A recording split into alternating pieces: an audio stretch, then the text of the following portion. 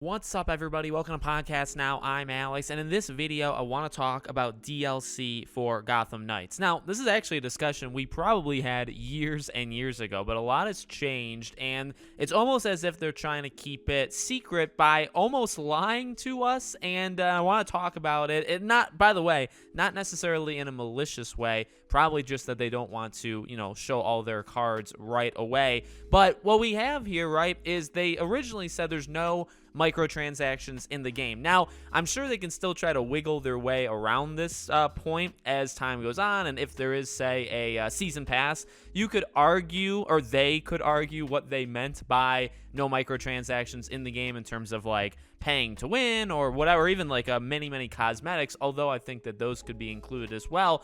But what we have is they actually, and I struggle to say the word lie, right? Because when you start to throw out those words, I guess it depends on the audience. Some people can get very upset over that. They basically pulled a Hogwarts Legacy. Hogwarts Legacy also said there are no microtransactions in the game. And they also, again, whatever you want to call it. But what basically happens is you can buy the cosmetic-like pack that comes with the deluxe edition. You can buy that separately. So it's not as if you're buying the deluxe edition separately, because I do think that comes with a few other things, but specifically more of the cosmetic things that the visionary pack is what they call it in Gotham Knights. You can buy that separately. That is the microtransactions that are in Gotham Knights. So technically, yes, they lied. And so did Hogwarts Legacy. They both said there are no microtransactions and they're in the game. Now, it's more of like a technicality, I would argue, than anything. But if you want to say, that was not a truthful statement, that's correct. I mean, that's factually correct.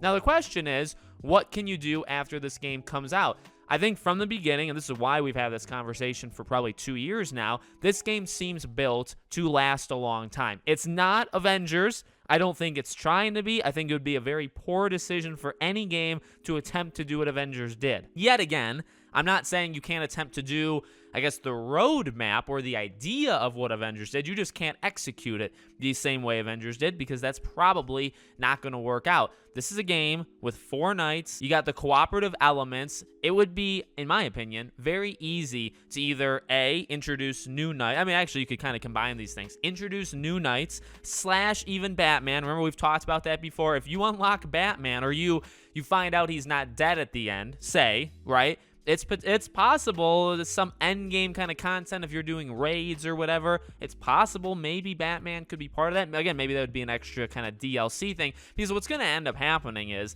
this game is going to have endgame content, right? There'll be raids, there'll be like these elite level enemies, or maybe you'll be able to go back and fight bosses again, but just at like super powered levels, and that stuff will be in the game, I think, at launch, right? And by the way, I am not advocating for games to come out like half finished, or you give us half the game and then you release the other half in terms of DLCs that you have to pay more for. I think that's atrocious. I think that's awful, and I'm not saying that. I'm saying if the game comes out as a full package deal, if they can make it work to introduce new knights, new villains, right? Because you could do new villain arcs, new missions. The whole point of this game is you have the Court of Owls main story, and then, of course, you have the heists, the random events that are going on around the world, and then you have the villain quest line. I mean, if the villain quest line is like 1 to 2 hours, what's stopping them from introducing more villains as time goes on? What's stopping them from introducing more knights? In fact, one of the things they very much stressed in this game is scaling. Scaling is a huge part of this game, that you can pretty much play any part of it with any character at any time by yourself, with another person in their world, if they're 20 levels higher than you, and they make it work. They make all the leveling work. So to introduce more characters through DLC, I don't think would be all that difficult. You just have to, build them, have a new fighting functionality, how they move around the world. But beyond that, in terms of worrying about how you're going to get them to the same power level, all that stuff, they pretty much have covered that kind of stuff, right? But it just seems like a game that's built for it. It really does, in terms of just adding additional things to make this game last a little bit longer. And then you got to think about the cooperative elements, right? And I've said this before, I know people aren't that hot on it. There are definitely some, and there are some that absolutely hate it. And then there's some in the middle that are like, it's fine. It's going to be a game that comes out. It's not going to change anybody's lives. But I really do think the cooperative elements of this game are huge, because I think playing a game by yourself, a game like this, versus playing it with a friend, you can probably expect this game to be a whole lot more fun if you're playing it with somebody. I'm just going to kind of predict that that's going to be the way it is. So to have these additional elements afterwards with another person, right? Have 2 new heroes, and then you could play as one and your friend plays as the other, having a new villain line that you and your friend can both play at the same time when it comes out in December and then March, and like that kind of stuff. I really feel like that's good. Now here's the one thing, I'll end it on this. I don't want this to be a game that lasts like forever, right? In my opinion, I feel, I guess maybe it depends more on like the game. I could make like a blanket statement, but then that would kind of get dicey because if you come up with a, another example, but I don't really need this game to last more than 6 to 12 months. And I only say that because it's like, well, sometimes you think to like the Arkham ones, you think to the DLC. I mean, that kept it going, even though the game was already out and the main story was done, but you could do other things.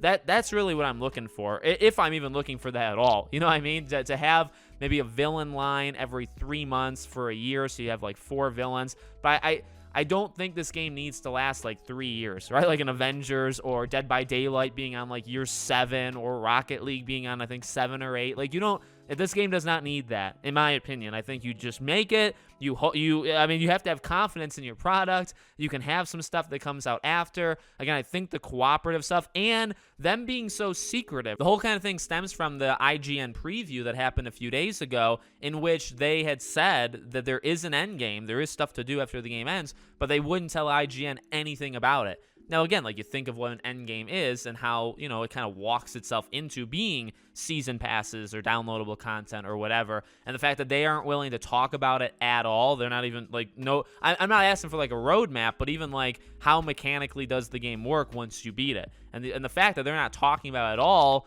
either means, that they don't want it in the public eye because it's not good, or it's kind of like an ace up their sleeve that they're really excited. You know what I mean? There has to be a reason for it, and so we'll see what happens. But let me know in the comments below, guys. Do you think this game will get DLC? I think it will. I think absolutely. I think the game will be supported, like I said, for about 6 to 12 months. Whether it should or shouldn't is debatable, but I do think it'll probably be supported for around a year, and then they'll kind of move off of it. Make sure you guys are subscribed, bell icon turned on. If you want to follow or support me anywhere else, all my social media is in the description below. Thank you guys for watching, and I'll see you all on the next one.